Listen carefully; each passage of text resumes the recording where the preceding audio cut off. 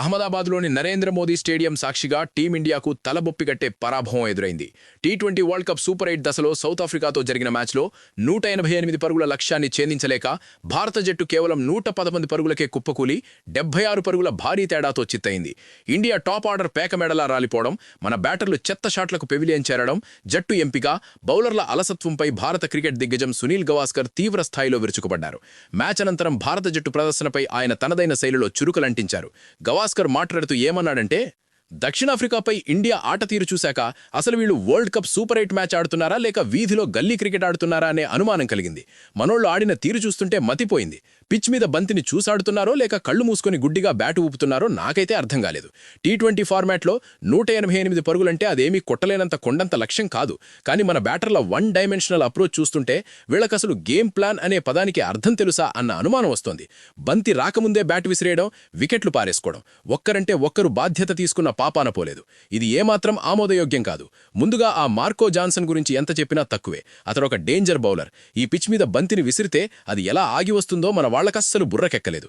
ఇషాన్ కిషన్ మొదటి ఓవర్లోనే మార్కరం బౌలింగ్లో డకౌట్ అయి వెళ్లిపోయాడు.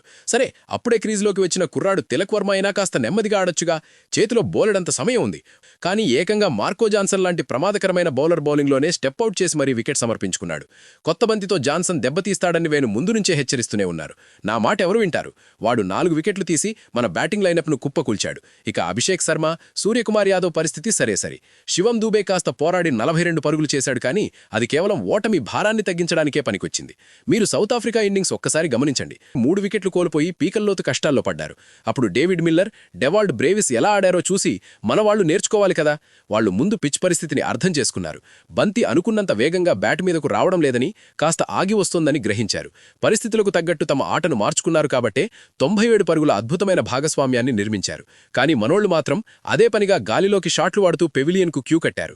అడాప్టబిలిటీ అంటే పరిస్థితులకు తగ్గట్టు మారడం అనేది మన డిక్షనరీలోనే లేనట్టు ప్రవర్తించారు. కొంచెం సమయం తీసుకుని ఇన్నింగ్స్ నిర్మించాలన్న ఇంగిత జ్ఞానం కూడా లోపించింది. ఇలాంటి చెత్త బ్యాటింగ్ చూస్తుంటే నాకు నిజంగా నిరాశ కలుగుతోంది. ఈ ఘోర పరాజయంతో మన నెట్ రన్ రేట్ దారుణంగా మైనస్లోకి పడిపోయింది. సెమీస్ చేరాలంటే ఇకపై జింబాబ్వే, వెస్టిండీస్తో జరిగే మ్యాచుల్లో భారీ విజయాలు సాధించ తప్పని పరిస్థితి. ఇప్పటికైనా మన బ్యాటర్లు బంతిని గుడ్డిగా బాదడం మానేసి పరిస్థితులకు తగ్గట్టు బుర్ర పెట్టి ఆడితే మంచిది. దీనికి తోడు మన బౌలర్లు కూడా మధ్య ఓవర్లలో ఏమాత్రం ప్రభావం చూపలేకపోయారు. అసలు విషయం చెప్పడం మర్చిపోయాను. రాబోయే మ్యాచ్లకు ఆ సుందర్ను పక్కన పెట్టి అక్సర్ పటేల్ను జట్టులోకి తీసుకురావాలి. అసలు అక్సర్ లాంటి మ్యాచ్ విన్నర్ను ఎందుకు పక్కన పెట్టారో ఆ దేవుడికే తెలియదు అని గవాస్కర్ తన అభిప్రాయాన్ని కుండబద్దలు కొట్టాడు.